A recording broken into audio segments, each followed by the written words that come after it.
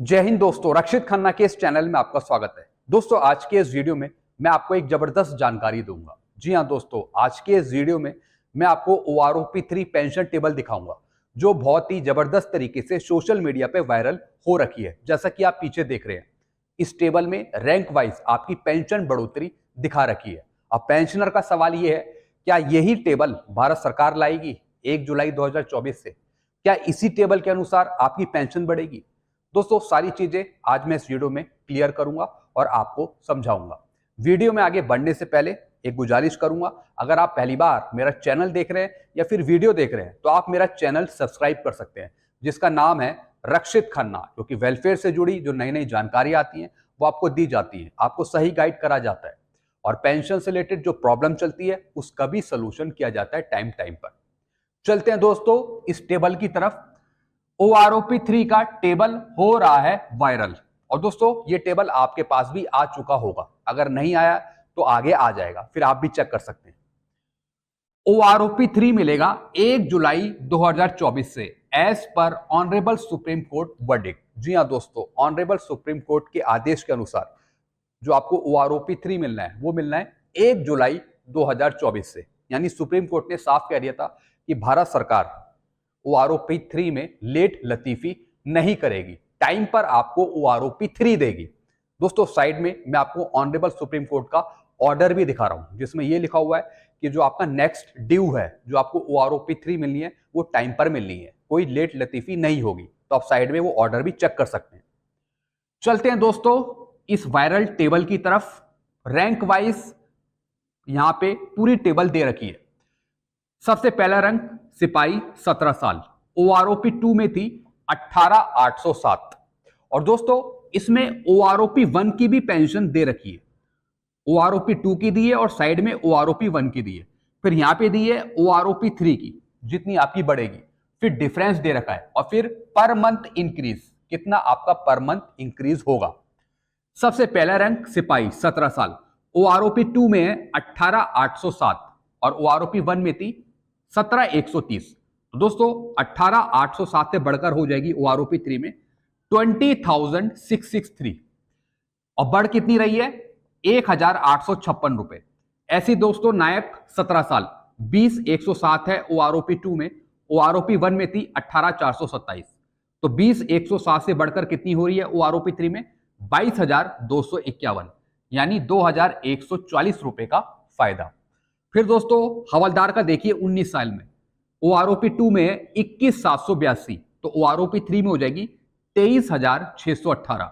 दोस्तों कुछ दिन पहले मैंने एक वीडियो बनाया था जिसमें मैंने आपको एक MSCP हवलदार का PPO समझाया था, जिसमें उनकी पेंशन 25,000 या फिर 24,000 के आसपास दे रखी थी।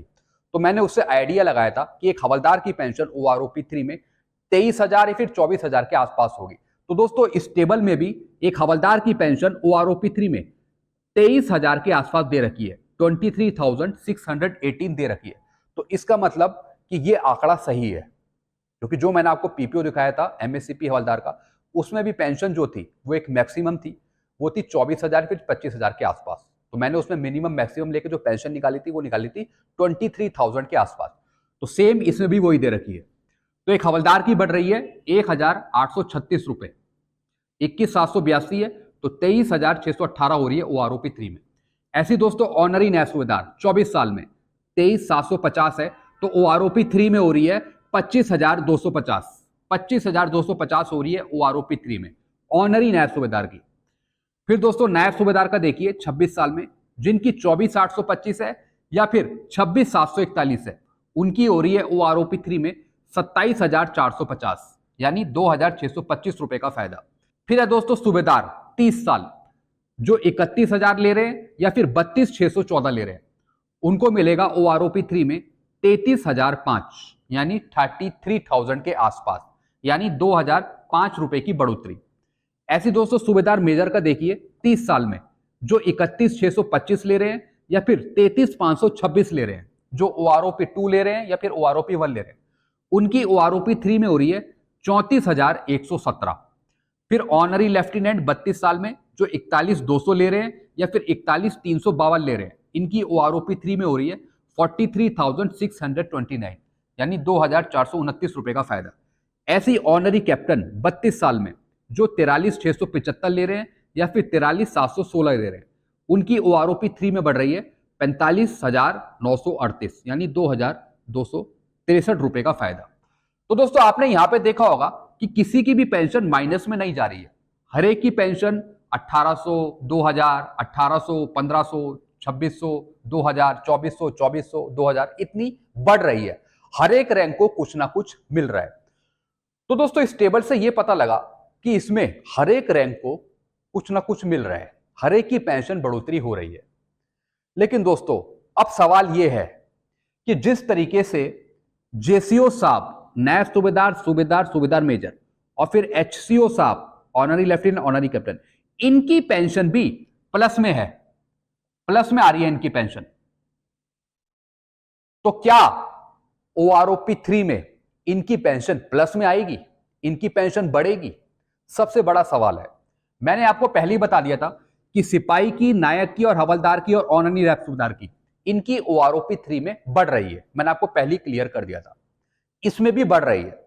लेकिन दोस्तों इस टेबल में JCOs की पेंशन, HCOs की पेंशन यानी नायब सूबेदार से लेके ऑनरी कैप्टन तक, इनकी पेंशन बढ़ा के दे रखी है। वो भी 2000, 2000, 2000, 2000, 2000 यानी 2000 से ऊपर है इन रैंक की पेंशन।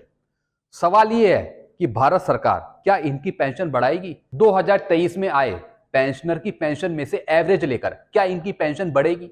इसमें तो बढ़ रही है।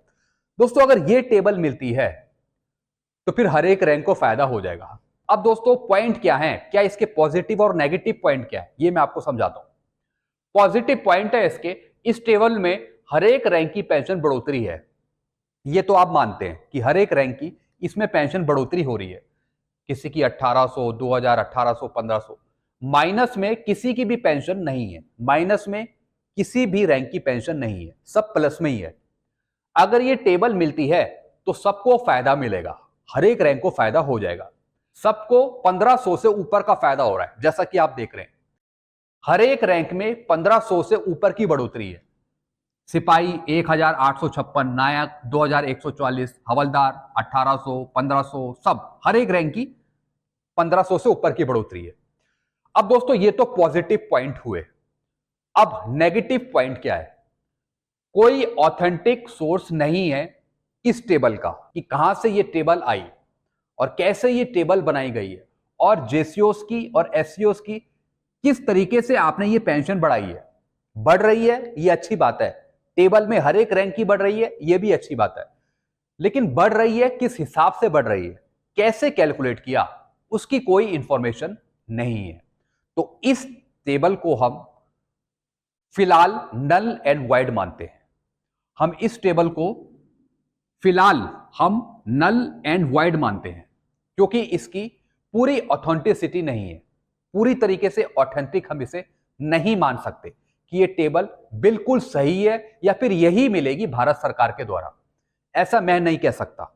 इसलिए मैं इस टेबल को नल एंड वाइड मानता हूं। ये पूरी तरीके से ऑथेंटिक नहीं है।